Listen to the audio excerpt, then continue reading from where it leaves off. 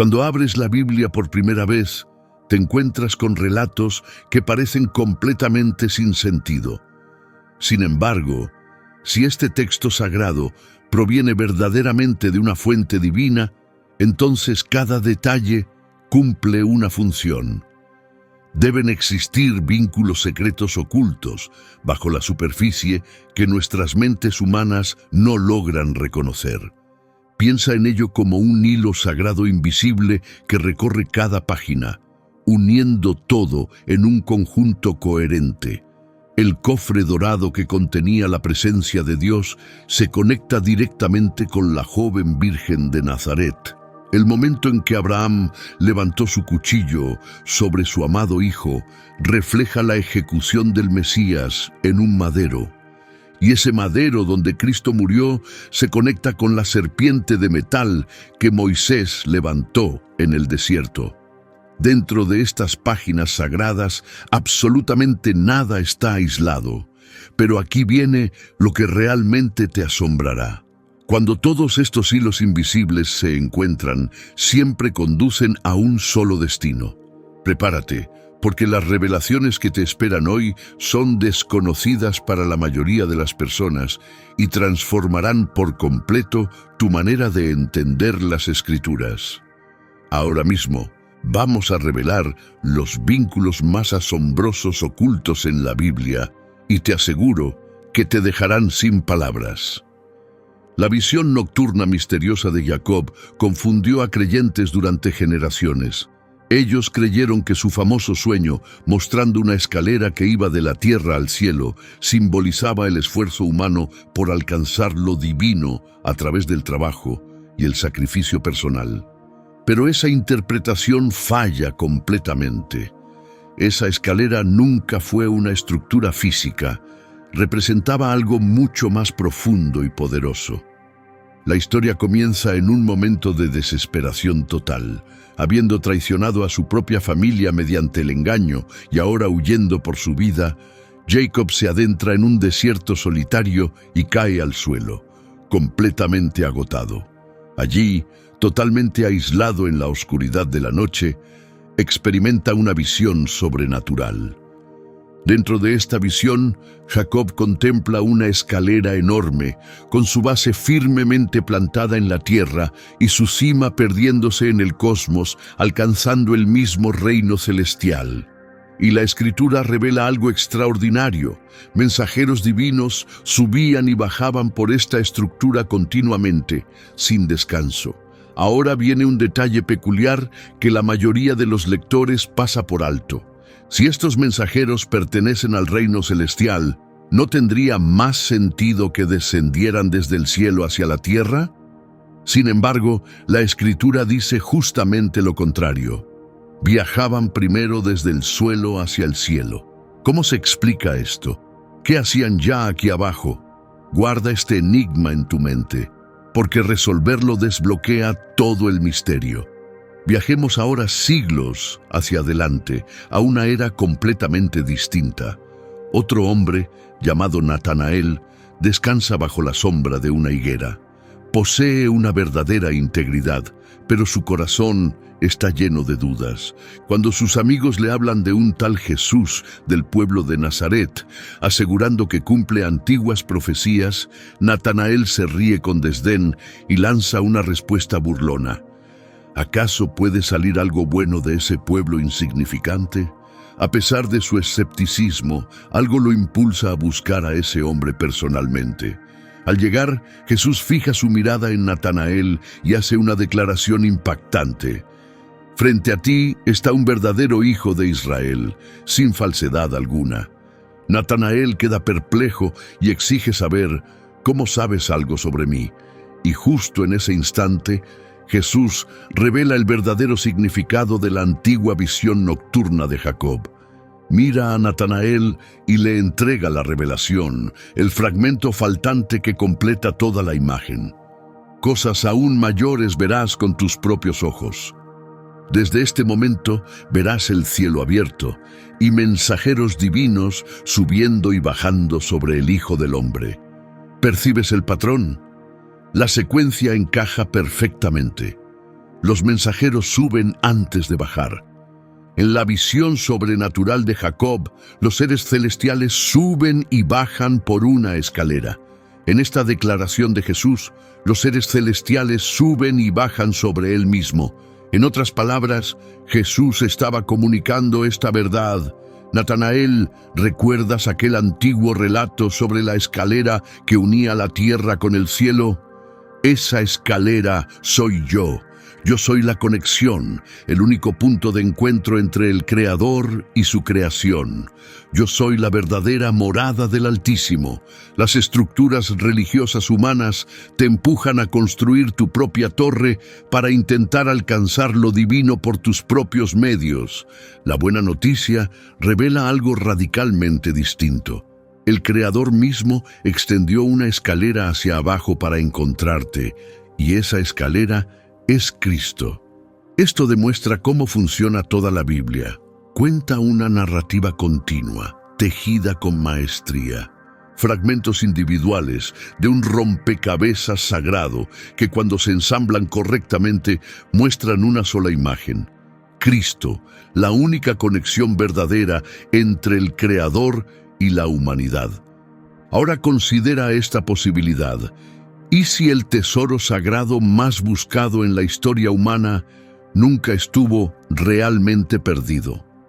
Durante siglos, la humanidad se ha obsesionado con encontrar el Arca de la Alianza.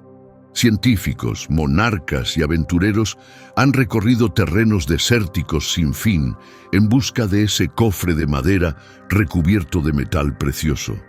Desapareció en el año 587 a.C., cuando las fuerzas babilónicas destruyeron por completo Jerusalén. Desapareció sin dejar absolutamente ninguna evidencia. Pero aquí llega la revelación inesperada. El arca reapareció, y su ubicación nunca fue una caverna secreta en África.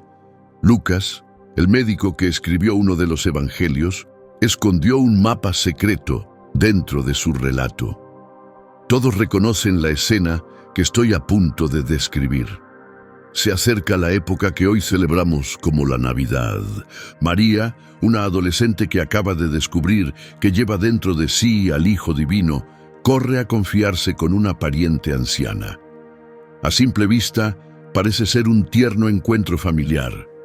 Pero si examinas el texto con atención, descubrirás que Lucas comunica algo mucho más profundo. Este pasaje cumple un propósito mayor que simplemente conmover. Contiene una revelación encriptada. Lucas relata que María se levantó en esos días y viajó rápidamente hacia la región montañosa, llegando a un pueblo en territorio de Judea. ¿Por qué Lucas incluye información geográfica tan específica? El viaje urgente, la región montañosa de Judea, la visita que duró exactamente 90 días. Nada ocurre por casualidad. Estos detalles funcionan como la combinación que abre uno de los secretos mejor guardados del Nuevo Testamento. Retrocedamos ahora 10 siglos en el tiempo. El rey David emprende una misión sagrada. Debe transportar la posesión más valiosa de Israel, el Arca de la Alianza, hacia Jerusalén. El arca representaba mucho más que un simple cofre. Era el trono visible de la autoridad divina en la tierra, el núcleo de la presencia celestial. Donde residía el arca, residía el Todopoderoso. Y aquí la conexión se vuelve extraordinaria. ¿Hacia dónde lleva David el arca inicialmente? El libro de Samuel documenta que la llevó a la región montañosa de Judea, el mismo destino al que viaja María. Podrías pensar que es solo una coincidencia geográfica. Espera, la historia se vuelve aún más impactante. Cuando David ve acercarse el arca, un temor sagrado lo invade. Se siente completamente indigno de tener la presencia divina tan cerca y exclama: ¿cómo voy a recibir en mi casa el arca del Señor? Ahora pasemos al momento en que María entra en la casa de su prima Isabel. ¿Qué palabras grita Isabel, llena del Espíritu Santo? ¿Quién soy yo para que la madre de mi Señor venga a visitarme? ¿Notas la similitud? La forma de expresarse es casi idéntica. Lucas repite deliberadamente las palabras de David como referencia, pero ha sustituido a la figura central. Donde antes estaba un cofre hecho de madera y metales preciosos, ahora está María misma. Por una cadena de eventos inesperados, David debe almacenar temporalmente el arca en la casa de un hombre llamado Obed-Edom. ¿Y cuánto tiempo permaneció allí? La Escritura da una cifra exacta. El arca del Señor permaneció en casa de Obed-Edom, el gitita, durante 90 días. Esto coincide exactamente con el tiempo que María permaneció con Isabel. Durante ese periodo, la casa de Obed-Edom fue colmada de bendiciones extraordinarias. Los cálculos divinos nunca fallan. Pero aquí, el paralelo alcanza su punto culminante. Cuando llega el arca, el rey David se llena de gozo. La Escritura dice que danzó y saltó con total libertad ante el Señor. Ahora observa a Isabel. Ella también llevaba en su vientre a una figura de inmensa importancia, Juan el Bautista. En el instante en que escucha la voz de María al saludarla, Isabel declara: «En cuanto llegó tu saludo a mis oídos, el niño saltó de alegría dentro de mí». El profeta, aún en el vientre, responde de la misma forma en que respondió el más grande rey de Israel, celebrando con movimiento la llegada del Señor. El patrón es imposible de ignorar, ¿verdad? Lucas no escribe solo una memoria familiar. Utiliza el traslado del Arca de la Alianza como modelo para revelar algo asombroso. María representa la nueva Arca de la Alianza. Piensa en esto con atención. En el Antiguo Testamento, el arca era sagrada no por su madera o su oro, sino por lo que contenía. Las tablas de piedra con los mandamientos divinos, representando la palabra de Dios grabada en roca, el maná, que representaba el alimento que descendía del cielo, y la vara de Aarón, que representaba el sacerdocio divino. María, actuando como la nueva arca, lleva en su cuerpo la palabra de Dios hecha carne. No lleva roca fría tallada, lleva la palabra viva. No lleva un pan que con el tiempo se pudre. Lleva el verdadero alimento que da vida eterna. Incluso el saludo del ángel Gabriel a María encaja a la perfección. Le dijo: «El Espíritu Santo descenderá sobre ti, y el poder del Altísimo te cubrirá completamente». Esa expresión, «te cubrirá completamente», proviene del mismo término griego usado en el Éxodo para describir cómo la nube luminosa de la gloria divina descendía y envolvía la tienda donde se guardaba el arca. La presencia del Altísimo no descansaba sobre un objeto, habitaba dentro de él. Muchos piensan que el relato más difícil de toda la Escritura es el de un padre dispuesto a acabar con la vida de su propio hijo. Pero esta suposición pasa por alto una verdad más profunda. Seguramente reconoces este episodio. Es, sin duda, uno de los pasajes más devastadores de toda la Biblia. El Creador habló con Abraham y su instrucción fue aterradora. «Toma ahora a tu hijo, tu único heredero Isaac, a quien amas con todo tu corazón, y entrégalo allí como sacrificio». Abraham, en un acto de confianza que va más allá de toda comprensión humana, aceptó esta orden. Al amanecer del día siguiente, partió con su hijo rumbo al monte Moria. Viajaron durante 72 horas sin pronunciar palabra. Imagina ese viaje en tu mente. Cada paso se sentía como un golpe en el alma de un padre. Y observa un detalle que la mayoría de los lectores pasa por alto. Abraham lleva el fuego y el cuchillo, las herramientas destinadas a provocar la muerte, pero quita la leña para el sacrificio y la coloca sobre los hombros de Isaac. El padre se niega a cargar el peso del material que consumirá la ofrenda. El hijo debe ascender la montaña llevando la leña sobre su propia espalda. Pero hay otro aspecto que casi nadie considera. Isaac no era un niño pequeño y asustado. Según muchos estudiosos bíblicos, tenía alrededor de 33 años, la misma edad que Jesús tenía al morir. Era ya un hombre con plena fuerza física. Podía haberse defendido, podía haber huido, pero no hizo ninguna de las dos cosas. Se dejó atar sin protestar. Entonces, en medio de esa tensión insoportable, Isaac rompe el silencio con la pregunta más lógica y al mismo tiempo más desgarradora de toda la historia. Padre, veo aquí el fuego y la leña, pero ¿dónde está el cordero para el sacrificio? La respuesta de Abraham se encuentra entre las declaraciones de fe más impresionantes jamás pronunciadas, una afirmación profética cuyo significado completo ni siquiera él comprendía. El Creador mismo proveerá el cordero, hijo mío. Llegan a la cima. El altar está preparado, Isaac yace atado, Abraham levanta el cuchillo. Su brazo tiembla sin control. Todo el universo contiene el aliento en ese instante. Está a un momento de ver cómo su futuro prometido se convierte en ceniza. Y justo entonces, el mensajero celestial interviene. Abraham, detente, no extiendas tu mano sobre el muchacho. Abraham alza la vista y descubre un carnero atrapado por los cuernos en un arbusto de espinas, un reemplazo perfecto. El Creador había provisto todo lo necesario. Isaac sobrevive. El carnero muere en su lugar. ¿Un final feliz? No del todo. Este momento no cierra la historia. En realidad apenas comienza. Ese carnero atrapado por la cabeza entre espinas guarda la explicación de todo. Esta escena ocurrió en el monte Moriah y funciona, en verdad, como un adelanto profético. Avancemos casi 20 siglos. El lugar sigue siendo el mismo, la cadena montañosa de Moriah, donde eventualmente se fundaría Jerusalén.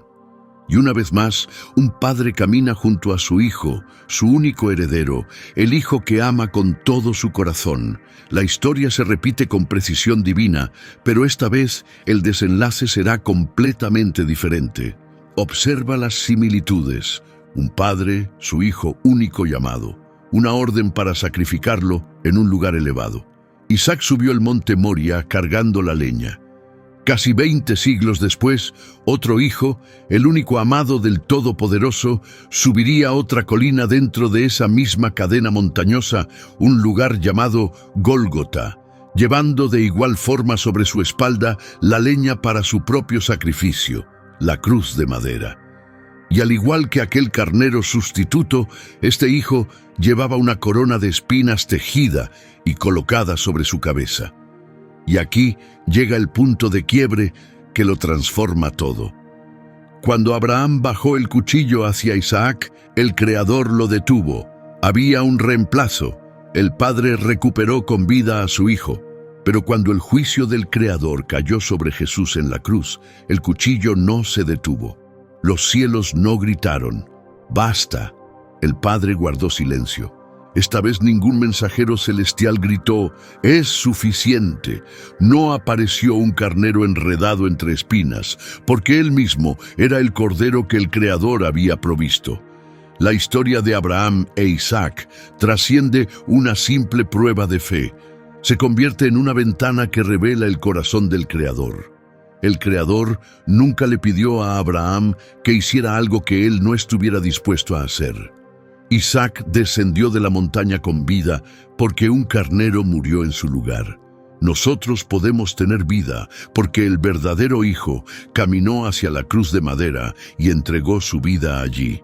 La pregunta de Isaac, ¿dónde está el cordero?, recibió su respuesta definitiva siglos más tarde en la voz de Juan el Bautista. He aquí el Cordero de Dios que quita el pecado del mundo. Y esta interpretación no surge solo de la especulación humana. El propio Jesús la confirmó cuando declaró, su antepasado Abraham se alegró al pensar en ver mi día, lo vio y se llenó de gozo. ¿En qué momento lo vio Abraham?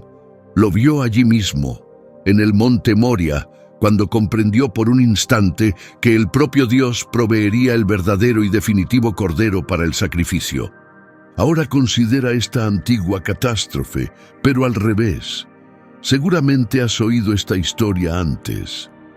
En los albores de la civilización, todos los seres humanos hablaban el mismo idioma y compartían una sola ambición: alcanzar la grandeza. Se dijeron unos a otros: construyamos una ciudad con una torre que llegue hasta el cielo.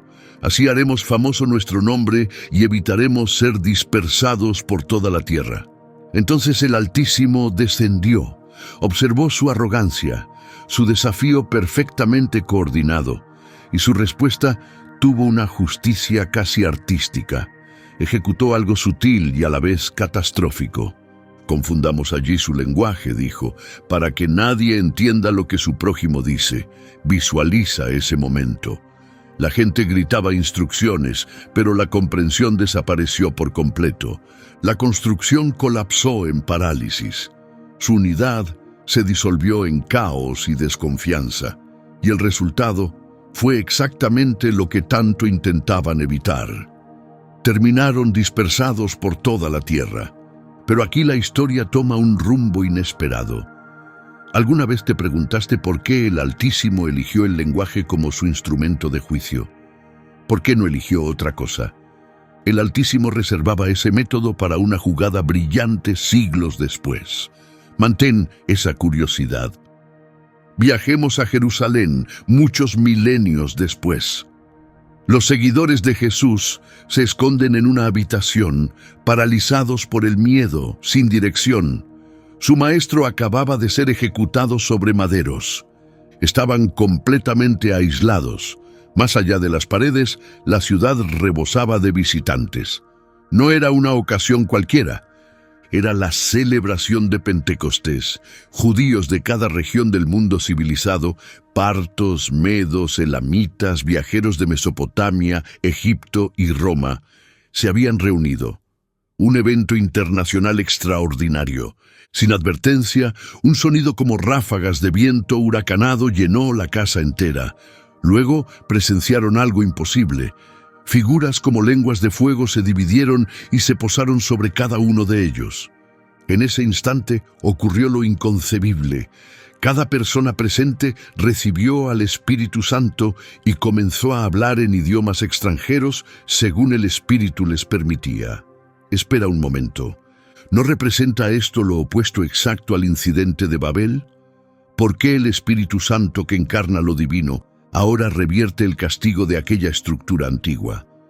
La multitud, atraída por el alboroto, se reunió asombrada, pero su asombro era muy distinto al desconcierto de Babel. No escucharon sonidos incomprensibles. Escucharon comprensión perfecta. El parto oyó palabras en parto. El medo escuchó el idioma medo. El egipcio entendió su lengua nativa. Escuchaban a esos hombres sencillos de Galilea anunciar las maravillas del Altísimo, y cada uno los entendía perfectamente en su idioma materno. ¿Cómo es posible que los oigamos cada uno en nuestra propia lengua de nacimiento? Los oímos anunciar las grandes obras del Altísimo en nuestra propia lengua. Ese único día, aproximadamente 3,000 personas abrazaron la fe. Ahora ves la brillante estrategia del Altísimo. En Babel, la humanidad usó un lenguaje unificado para buscar su propia gloria, y la reacción del Altísimo fue fragmentar el idioma en muchas lenguas para castigar su orgullo y dispersarlos. En Pentecostés, el Altísimo utilizó esas lenguas fragmentadas con un propósito radicalmente opuesto, para glorificar a Cristo, reuniendo a los pueblos dispersos mediante un solo mensaje unificado de salvación. Ahora observa la conexión misteriosa entre Melquisedec y Jesús.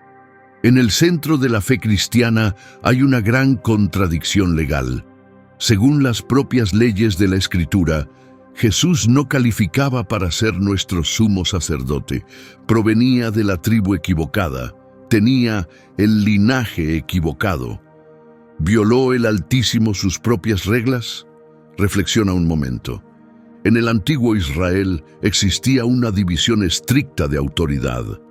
Si provenías de la tribu de Judá, calificabas para ser rey, pero nunca sacerdote.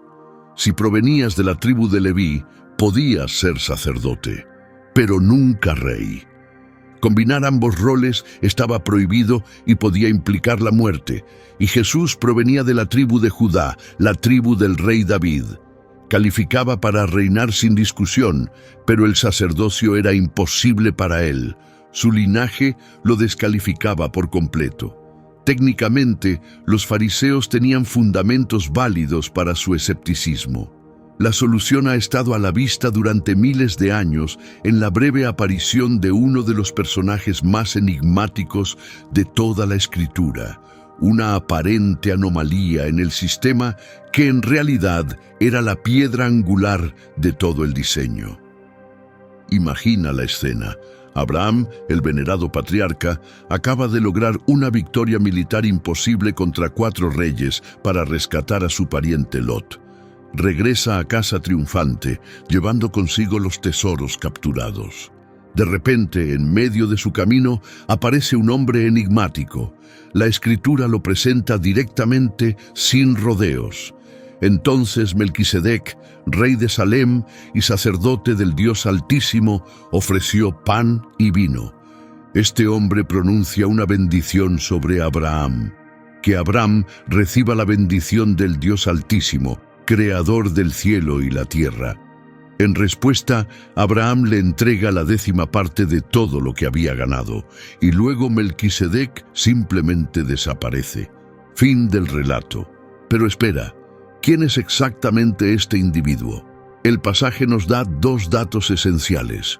Gobierna un asentamiento llamado Salem, que significa paz, y sirve como sacerdote del mismo Dios que adora a Abraham, el Dios Altísimo.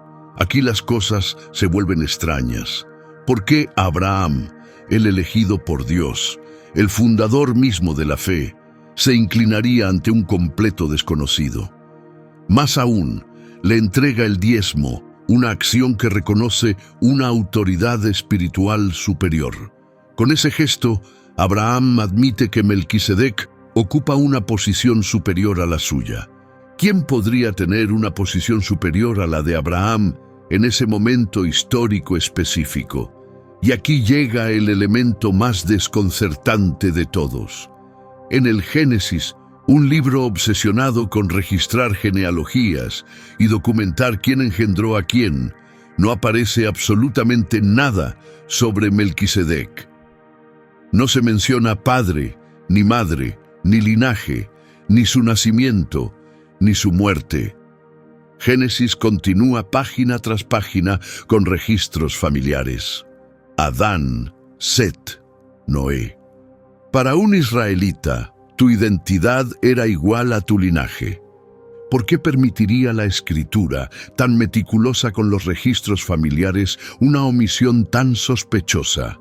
Ese misterio quedó sin respuesta por más de 10 siglos. Ahora avancemos al Nuevo Testamento, donde la contradicción se vuelve urgente. Las leyes dadas por Moisés no permiten flexibilidad. Solo los descendientes de Leví, de la línea específica de Aarón, podían ser sacerdotes. Ese llamado se transmitía exclusivamente por línea sanguínea. Y aquí la tensión crece para los primeros cristianos. Jesús cumple el papel del Mesías, el tan esperado Rey. Pero para redimir a la humanidad, también debe ser sumo sacerdote, el que presenta el sacrificio definitivo por el pecado. Entonces, ¿cómo puede Jesús cumplir esa función si legalmente no satisface el requisito más básico? ¿Acaso es un fraude? ¿Se ha eludido la propia ley del Altísimo para hacerlo calificar? La respuesta está en Melquisedec. El Altísimo nunca improvisa soluciones. 10 siglos después de Abraham, el rey David compone una declaración profética sorprendente. El Señor ha jurado y no se arrepentirá. Tú eres sacerdote para siempre, según el orden de Melquisedec. Y aquí, el autor de Hebreos revela la evidencia decisiva que había guardado hasta este momento. Acerca de Melquisedec, declara: sin padre, sin madre, sin genealogía, sin principio de días ni fin de vida, pero hecho semejante al Hijo de Dios, permanece sacerdote para siempre.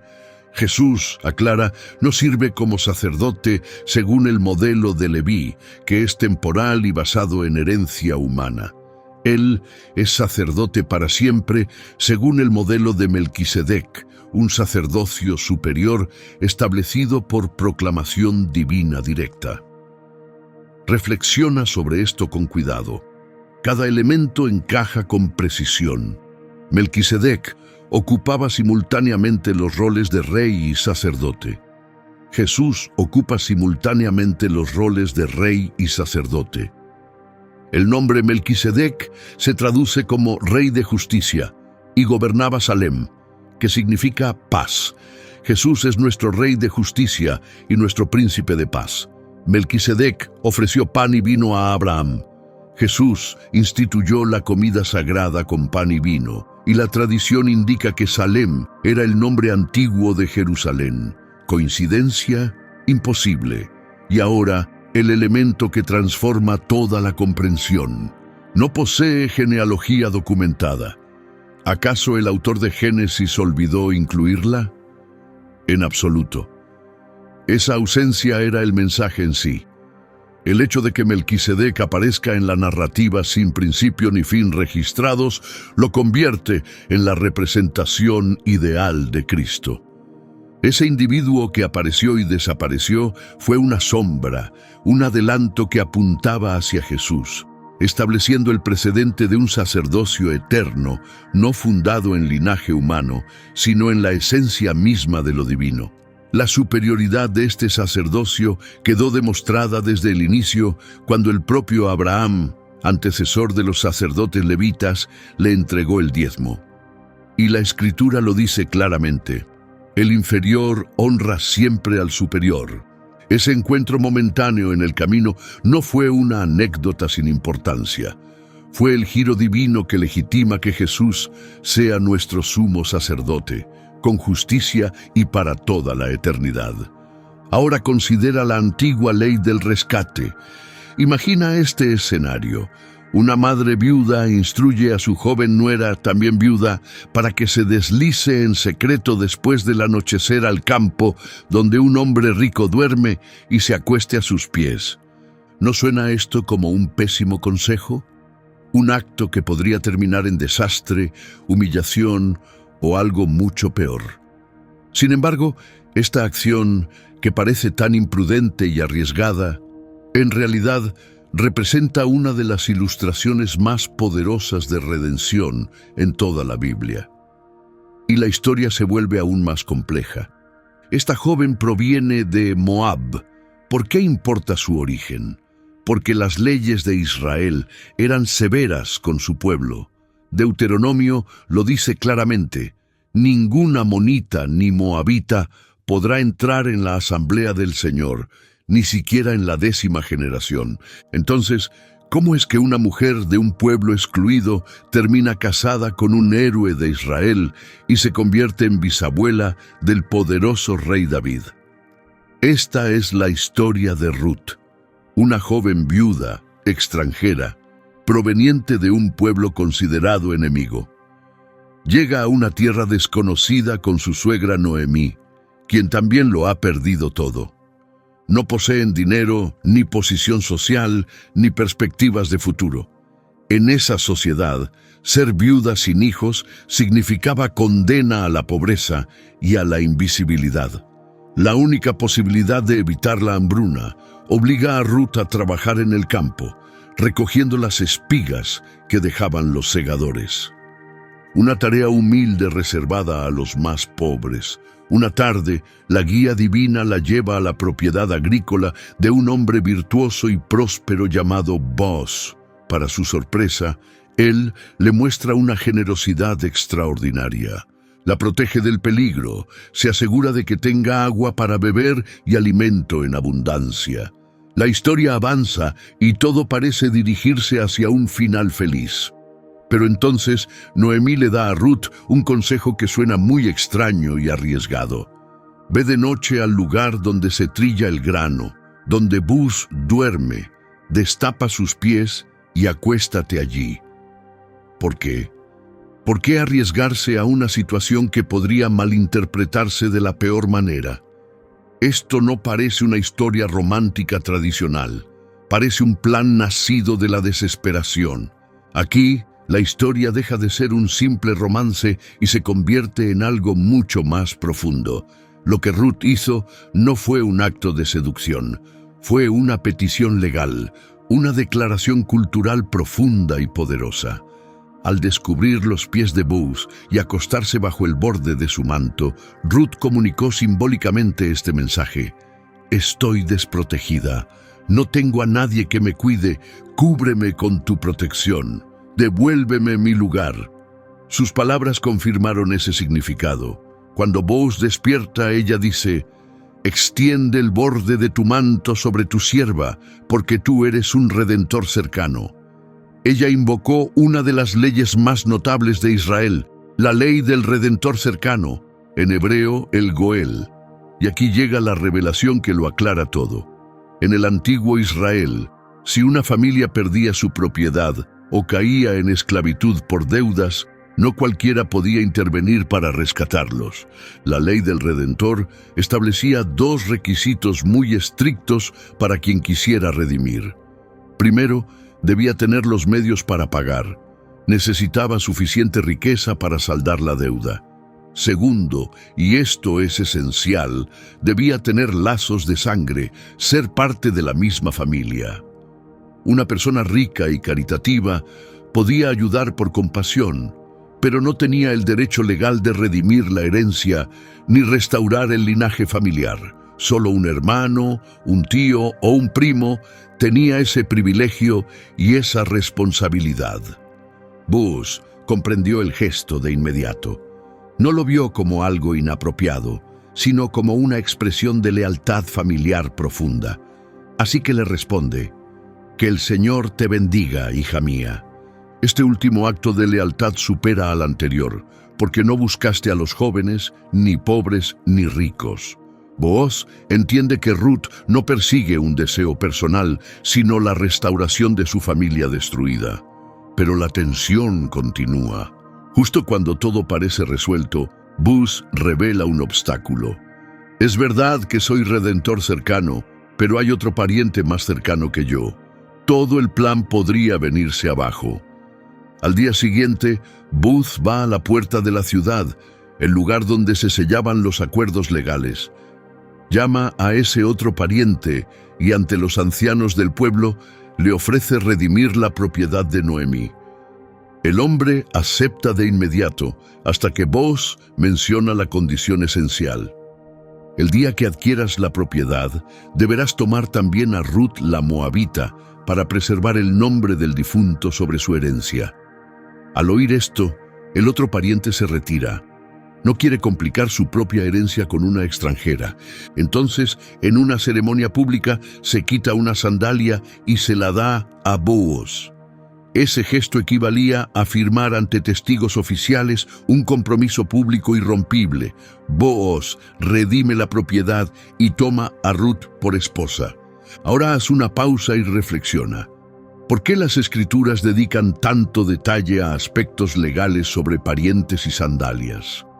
¿Qué relación tiene esta práctica antigua con nuestra vida actual? Aquí, este romance del Antiguo Testamento se convierte en una realidad teológica que lo cambia todo. Nosotros, como humanidad, estábamos en la misma posición que Ruth. Éramos forasteros sin ningún derecho en el reino divino. Cargábamos con la deuda del pecado, en bancarrota espiritual y sin salida. Necesitábamos desesperadamente un redentor. Desde el cielo, el Todopoderoso tenía la capacidad y los recursos para pagar nuestra deuda. Él es dueño de todo lo que existe. Pero había un problema legal en el Tribunal Universal. El Todopoderoso no tenía lazos de sangre con nosotros. Él es espíritu. Nosotros somos seres físicos, con sangre corriendo por nuestras venas. No pertenecía a nuestra familia. Bajo la estricta ley del Goel, el Redentor cercano, un forastero no tenía autoridad para ejecutar la redención. Para ser nuestro Redentor, no podía seguir siendo un ser celestial o una entidad distante del cielo. Requirió transformarse en uno de nosotros. Requirió convertirse en nuestro pariente, y eso es exactamente lo que Jesús hizo. Hebreos lo expresa con un lenguaje asombroso. Ya que los hijos participan de carne y sangre, Él también participó de lo mismo, para que, mediante su muerte, destruyera al que tenía el poder de la muerte. Por eso, tuvo que hacerse semejante a sus hermanos en todo, para ser un sumo sacerdote compasivo y fiel en lo que a Dios se refiere, y así expiar los pecados del pueblo. ¿Puedes ver la imagen ahora? El Mesías necesitaba tomar nuestra sangre. No era una figura poética, era un requisito legal del ámbito celestial. Jesús vino al mundo como un niño humano, con material genético humano, y derramó sangre humana para poder convertirse legítimamente en nuestro Redentor cercano. Cristo se convirtió en nuestro Boaz.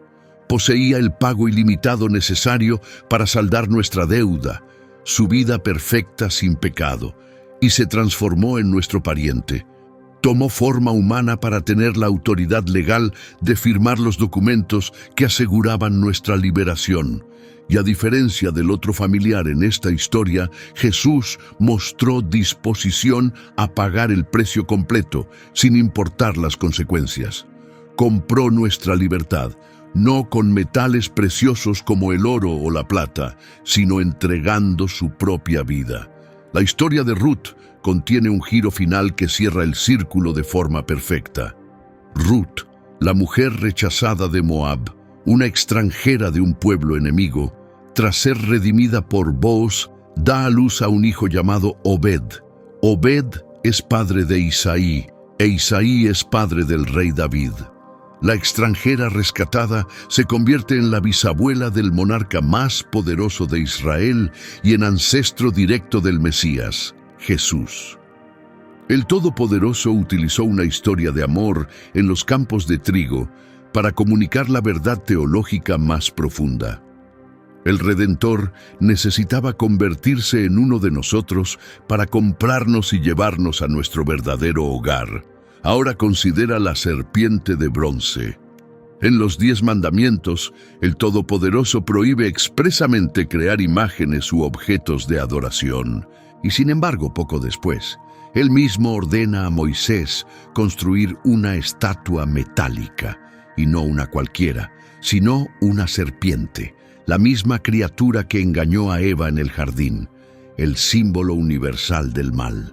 ¿Por qué usaría el Todopoderoso la imagen de su enemigo para salvar a su pueblo? La respuesta revela uno de los misterios más profundos y asombrosos del plan de redención, y todo empieza aquí. Visualiza la escena. La nación israelita vaga por el desierto. Una vez más, han estado viajando durante años y su paciencia se ha agotado. Sienten hambre, sed y comienzan a quejarse contra el Todopoderoso y contra Moisés. ¿Por qué nos sacaste de Egipto para morir en este desierto sin comida ni agua? La respuesta del Todopoderoso llega de inmediato y causa terror. Envía serpientes venenosas. La gente empieza a morir por sus mordeduras y desesperados corren a Moisés en busca de ayuda. Moisés intercede por ellos, pero la respuesta del Todopoderoso parece, como mínimo, desconcertante. No elimina las serpientes. En lugar de eso, da a Moisés una instrucción asombrosa. Construye una serpiente de metal y colócala sobre un poste vertical. Y aquí, la tensión aumenta de forma dramática. Recuerda el mandamiento. El Todopoderoso había dicho, no harás imagen alguna. No te inclinarás ante ellas. Y más aún, una serpiente, el símbolo del engaño, de la caída, de la maldición que comenzó en el Edén. Y sin embargo, la orden divina es tan clara como revolucionaria. Todo el que sea mordido y mire hacia ella, vivirá. Para recibir salvación, los israelitas no debían luchar. ofrecer más sacrificios ni comprometerse a una conducta perfecta. Solo había un requisito: girar la cabeza y mirar hacia esa figura metálica. Si miraban, vivían. Si se negaban a mirar, tal vez por parecerles absurdo o ilógico, morían. Este misterio permaneció sin resolverse en el desierto durante más de 10 siglos. Nadie podía entender del todo aquella escena, pero ahora llega el punto de giro donde todo encaja a la perfección. Avanza 14 siglos, ha caído la oscuridad sobre Jerusalén. Jesús habla con un fariseo, un maestro de la ley religiosa llamado Nicodemo, y de repente Jesús revela la clave que conecta todo. Dice una verdad que une aquel extraño episodio en el desierto con su propio propósito. Así como Moisés levantó la serpiente, así debe ser levantado el Hijo del Hombre. Espera, Jesús, el Cordero sin mancha, comparándose con el símbolo de la maldición. Exactamente. Y aquí cada pieza del rompecabezas encaja de forma asombrosa. Aquí está la clave. Aquella serpiente de metal no era un objeto de adoración. Representaba el pecado siendo juzgado y vencido. Al verla colgada de ese poste, los israelitas veían la imagen del veneno que los destruía, ahora sin poder, neutralizado y expuesto públicamente como vencido. Jesús declaró que él mismo se convertiría en esa imagen sobre la cruz de madera, que cargaría con toda la maldad y la culpa en su propio ser, de modo que al dirigir nuestra mirada hacia él, elevado en esa cruz, el Todopoderoso ya no vería nuestro pecado, sino el pago completo que Cristo realizó en nuestro lugar. Ese episodio peculiar, casi olvidado en tiempos de Moisés, no fue un hecho aislado. Fue un adelanto, una silueta proyectada hacia el logro mayor del Todopoderoso. Míralo desde esta perspectiva. El campamento en el desierto estaba contaminado y bajo sentencia de muerte por causa de las serpientes. Nosotros, como humanidad, llegamos a la existencia con una contaminación que fluye por nuestros cuerpos. El pecado, una condición que conduce a la muerte espiritual. La solución de ellos no fue crear su propio antídoto, esforzarse más o ganarse la liberación. La solución seguía siendo sencilla: dirige tu mirada. Levanta los ojos con fe hacia la provisión que el Todopoderoso había establecido, por extraña que pareciera. Y esto nos lleva a la pregunta final y más impactante. ¿Por qué una serpiente? Porque en la cruz de madera Jesús se convirtió en una dimensión espiritual, en la encarnación de nuestra maldición. El apóstol Pablo lo expresa así: Cristo nos rescató de la maldición de la ley, haciéndose maldición por nosotros. En la cruz de madera, Jesús no solo murió por nosotros, absorbió toda la contaminación del pecado humano. Se convirtió en la imagen exacta de aquello que nos destruía, para que el juicio del Todopoderoso cayera sobre él y no sobre nosotros. La lección que el Todopoderoso escribió con meticulosa precisión a lo largo de los siglos nos enseña esto: la salvación nunca ha sido hacer algo para merecerla. El israelita contaminado no podía salvarse a sí mismo, sin importar cuánto lo intentara. El veneno ya lo había condenado. Solo necesitaba mirar y vivir. Su única esperanza era dejar de mirarse a sí mismo, dejar de mirar su herida y fijar su atención con total confianza en el remedio que el Todopoderoso había elevado sobre el madero. De la misma manera, no restauramos nuestra alma haciendo más. Solo hay una acción que está en nuestras manos. Dirige tu mirada a Cristo, pon tu confianza en Él, cree en su obra y por su gracia inmerecida recibe vida. Ahora considera las ciudades de refugio. ¿Sabías que en el Antiguo Testamento existe una ley tan desconcertante que parece un error de traducción? Una norma que al principio desafía toda lógica. Imagina esta escena. Cometes una muerte accidental. La ley te ofrece un refugio para conservar la vida, pero con un costo. Quedas confinado allí, alejado de tu vida normal, y tu única esperanza de lograr verdadera libertad depende de algo asombroso: la muerte de alguien que no tiene ninguna conexión contigo, que vive muy lejos, y que probablemente ni siquiera sabe que existes. Pero esta aparente excepción legal no es un fallo del sistema. En realidad, representa una de las claves más profundas para comprender las buenas noticias, una que muchas veces pasamos por alto. Imagina la escena por un momento. Estás en el antiguo Israel, has tenido un conflicto, un accidente en el trabajo y alguien ha muerto.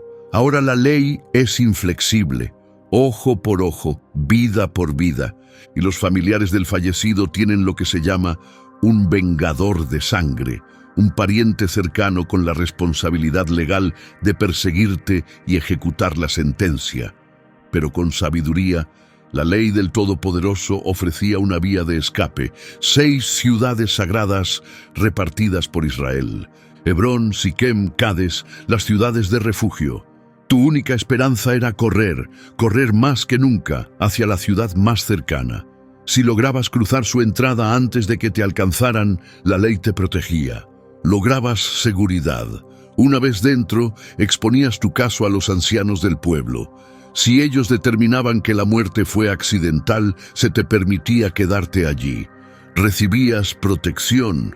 El vengador no podía hacerte daño. Pero aquí la historia toma un giro inquietante. Estás a salvo, sí, pero no eres libre. Te conviertes en un prisionero dentro de tu propia fortaleza. Si ponías un solo pie fuera de los límites de la ciudad, el vengador de sangre podía legalmente acabar con tu vida. Y surge una pregunta inevitable: ¿cuánto tiempo pasarás el resto de tu vida mirando por encima del hombro, atrapado en esta prisión decorada? La ley daba una respuesta, la misma que mencioné al principio, y suena increíblemente extraña. Tu exilio terminaría y podrías volver a tu hogar, a tu tierra y a tus seres queridos solo cuando muriera el sumo sacerdote que estuviera en funciones en ese tiempo. La comunidad rescatará al homicida y él permanecerá en su ciudad de refugio hasta la muerte del sumo sacerdote. Detente y reflexiona en ello.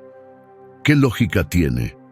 ¿Qué conexión podría haber entre la muerte de un sacerdote inocente en la capital y la liberación de un culpable a kilómetros de distancia? Al principio, no parece tener ningún sentido.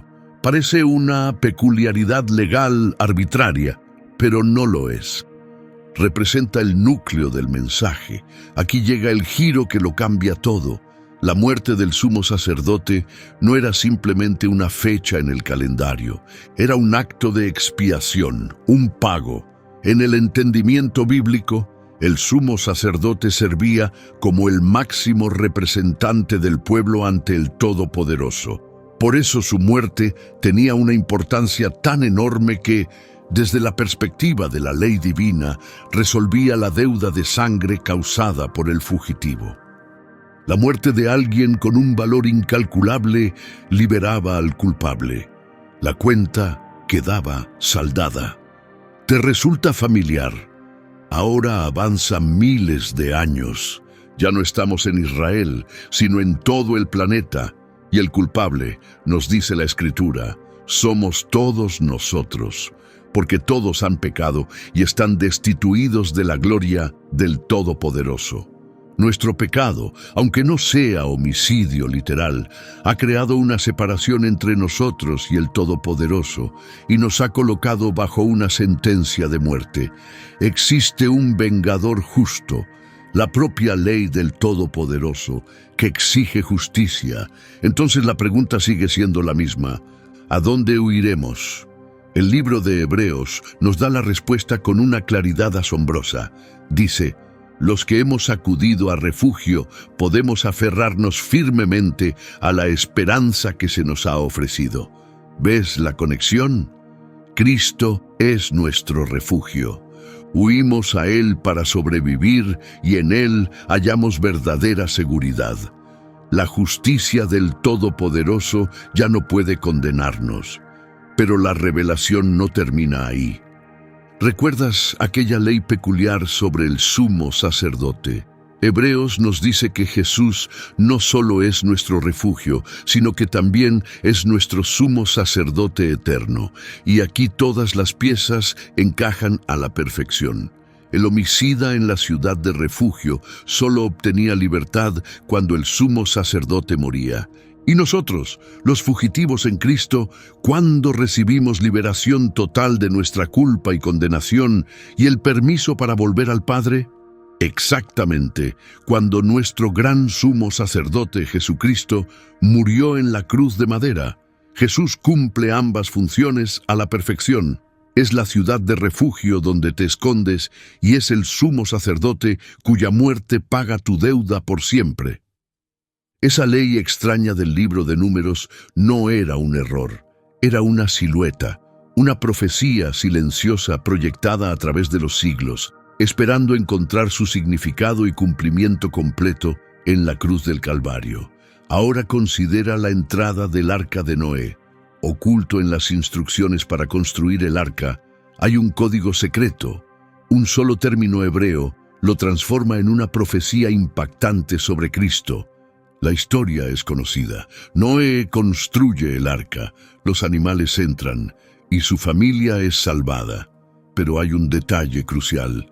No fue Noé quien cerró la entrada. Génesis dice algo que estremece el cuerpo y el Señor lo encerró por dentro.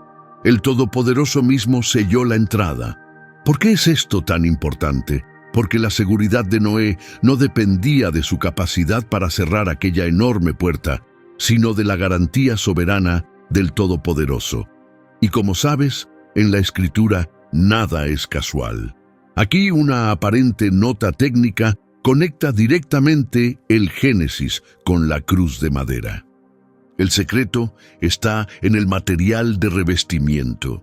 El Todopoderoso ordenó a Noé que cubriera el arca por dentro y por fuera con una sustancia espesa y oscura, parecida al asfalto, para hacerla impermeable y proteger la madera del diluvio.